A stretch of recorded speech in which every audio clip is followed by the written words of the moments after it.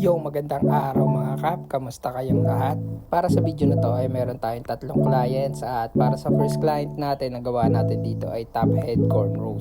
Para dito sa first client natin, siya nga pala si Cap Ashley Del at siya ay from Santo Tomas, Batangas. Hindi ko alam kung tama yung pronunciation ko ng name niya, pero itong si Cap ay third time na natin naging client. Yung first session natin sa kanya dati, siguro way back 2022 pa yun. Yung first time na session natin ito ni Cap, ang pinagawa niya sa atin ay dreadlocks. Then yung second naman ay cornrows. Then ito nga yung last niya, yung third time ay top head cornrows. Actually, hindi nga natin matatawag na top head to kasi kumbaga sa dreadlocks to ay semi full head, parang mohawks dreadlocks to or sa dreadlocks, pero kasi cornrows to ginawa natin sa kanya, gilid lang naman yung maikli. By the way, yung session na to ay isa rin nga pala sa mga December sessions natin at actually siningit ko lang sila Cap dito sa schedule kasi last December may schedule talaga tayo.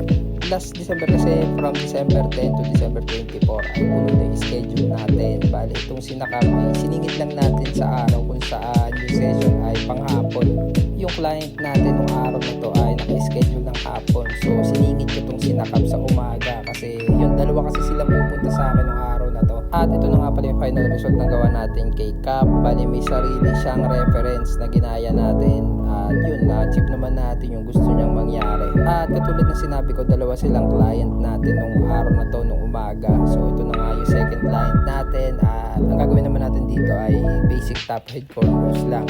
Katulad ni first client ay may sarili rin siyang reference na gusto ipagaya at yun, madali lang din naman siya, so pinarasyuhan lang natin siya ng basic top head cornrows. Hindi ko nga din alam kung bakit sa tagal-tagal ng session namin hindi ko natanong yung pangalan nito ni Sir, yung second client natin. Pero ang alam ko from Santo Tomas din siya kasi sabay naman sila pumunta dito, makasama sila ni first client natin. Dahil nga siningit ko lang sila sa schedule, yung session namin na to ay naganap to para mga 6 to 7 a.m. Bali, noong December talaga nasasakripisyo ko rin talaga yung tulog natin.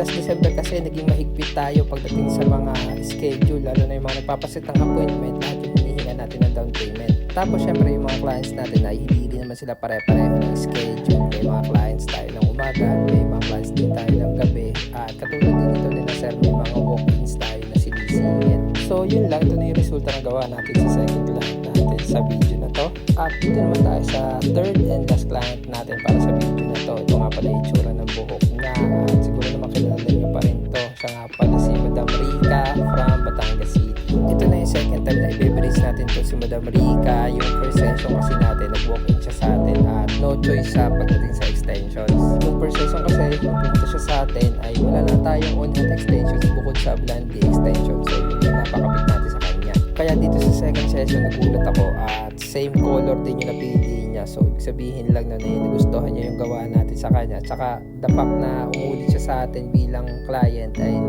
ibig sabihin yun ay may tiwala siya sa atin, nagustuhan niya yung gawa natin, so doon pala nagpapasalamat na ako. By the way, share ko lang din sa inyo mga kap na hanggang ngayon, January 20, naka-brace pa rin to si Madam.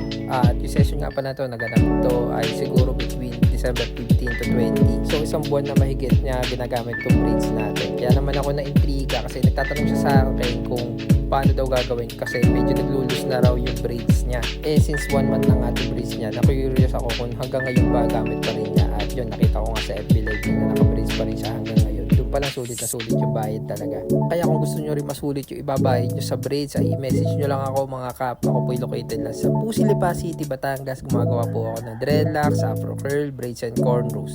Open po tayo for home service kahit saan. Meron tayong Facebook, YouTube and TikTok, The Dreadlocks Factory.